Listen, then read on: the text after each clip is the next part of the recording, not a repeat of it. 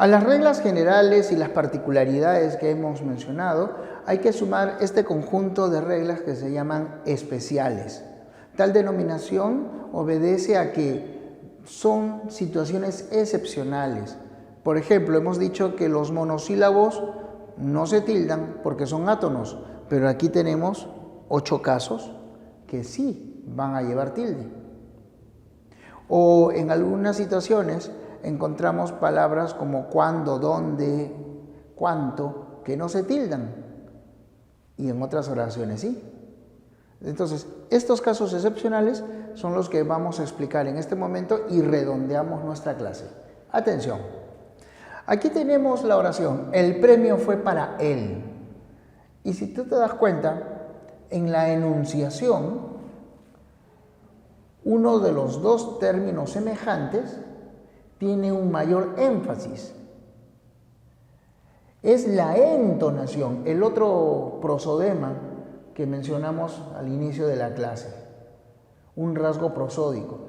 Entonces, en el conjunto, estas palabras pueden ser tónicas o no. Para distinguir en el plano escrito cuando él, tú, te, de, etc. son o no palabras tónicas, se apela a la tilde, que como distingue significado se llama diacrítica. Aquí, por ejemplo, el premio fue para él. Tu primo es tan alto como tú. Y mi abuela cocinó para mí. ¿Qué rasgo peculiar encontramos en estas palabras que han sido tildadas? No quiero entrar a explicar todavía categorías gramaticales, porque de nada vale que yo te diga estos son determinantes y estos son pronombres, si es que tú todavía no has estudiado, no conoces qué significa un determinante, un pronombre, o un sustantivo, un adverbio, etc. Así que la orientación que te voy a dar, aunque puede parecer un poco burda, es sobre todo práctica. Cuando cualquiera de estas palabras, él, tú o mí, se pueden reemplazar por un nombre, entonces llevan tilde. El premio fue para Pedro, tu primo es tan alto como Ignacio, mi abuela cocinó para Rocío. Ese nombre no podría estar aquí. Rocío, premio para él, Ignacio, primo es tan alto, no tiene sentido. Estas palabras que están aquí, fíjate, preceden, anuncian al nombre. Y como anuncian al nombre, son determinantes, forman con este nombre un grupo fónico, entonces no tienen mayor énfasis, no se tildan. Entonces, antes del nombre no se tildan. Si se reemplazan por un nombre, sí se tilda. Te invito a tomar el té. Date cuenta que esta palabra equivale a decir a ti. Entonces, cuando son equivalentes, no se tilda. Pero si esa palabra alude a la hierba o a la infusión que se prepara con esa hierba, entonces sí lleva tilde. De esas uvas quiere que le dé. Como podrás darte cuenta, el segundo de indica una acción de dar. Entonces, como indica esta acción, debe tildarse. Pero este otro de es simplemente un nexo. Es como decir, de Huánuco llegó a Lima, de su colegio se fue a la clínica.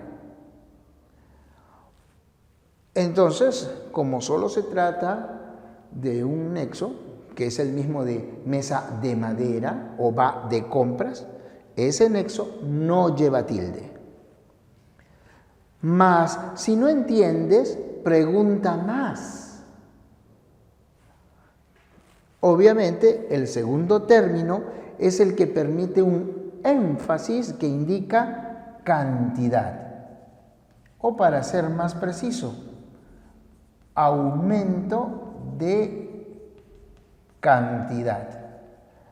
Esta palabra más, que lleva tilde cuando indica un aumento de cantidad, puede ser una conjunción, un pronombre, un adverbio, un determinante, o sea, puede ser muy distintas categorías, pero en cualquier caso el significado es el mismo, cantidad.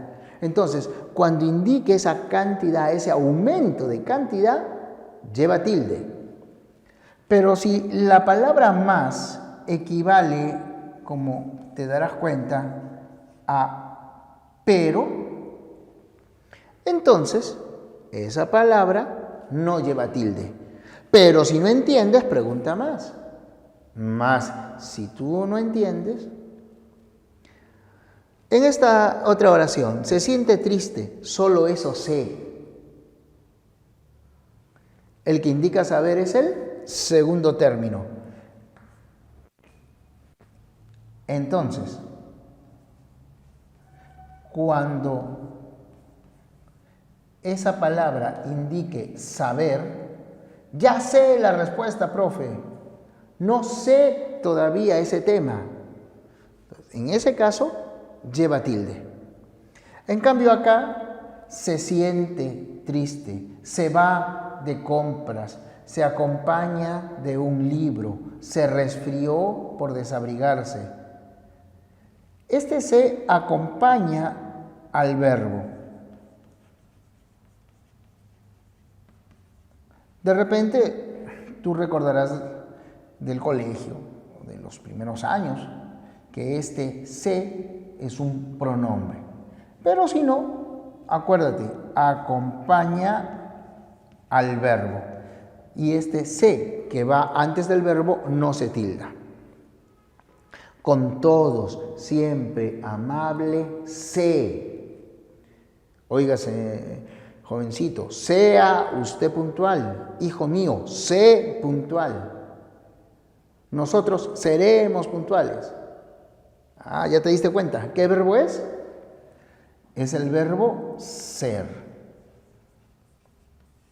Entonces, cuando sea conjugación de este verbo, sé amable con tu hermano, sé puntual al ir al colegio, sé más estudioso. Cuando se trate de ese verbo, debe llevar tilde. Si lo pides amablemente, te dirá sí. Es fácil aquí identificar. Se trata de una afirmación. Si debemos clasificar el tipo de palabra, es un adverbio. Pero cada vez que este sí sea una afirmación, lleva tilde. En cambio, aquí estamos frente a una condición. Si lo pides amablemente, te dirá sí.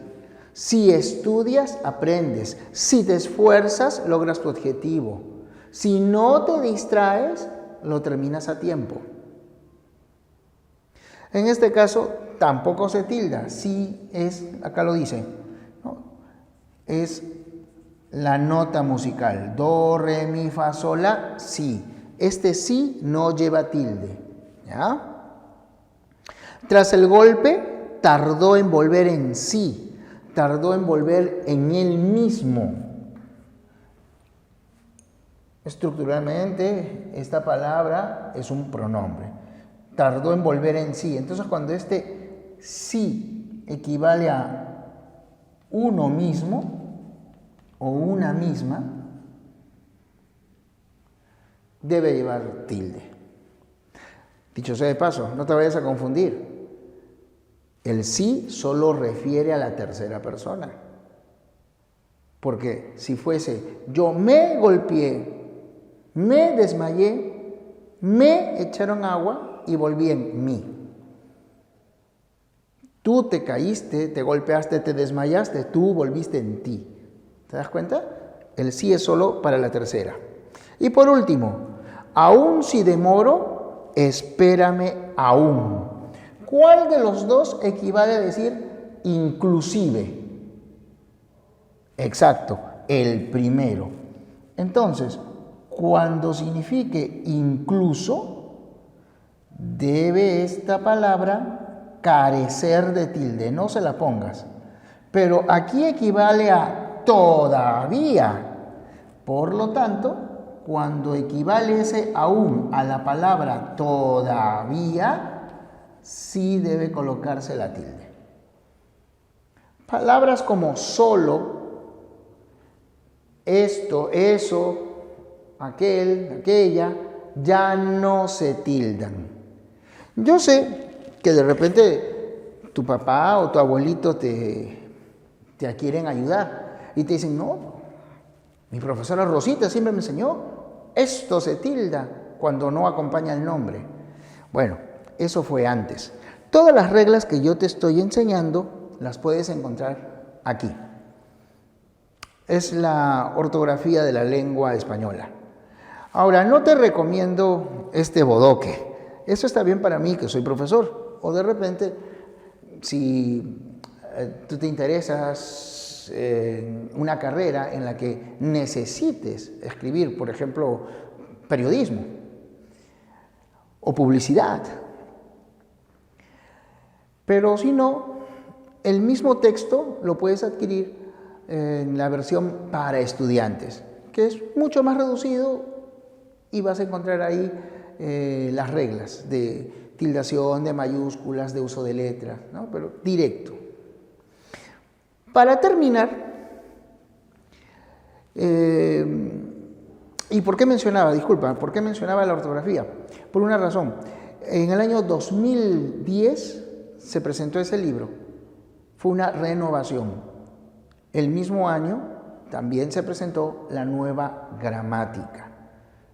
Entonces, es posible que tú encuentres en textos anteriores al 2010 unas reglas que ya son desfasadas. ¿De acuerdo? Así que confía en mí, te estoy enseñando lo actualizado.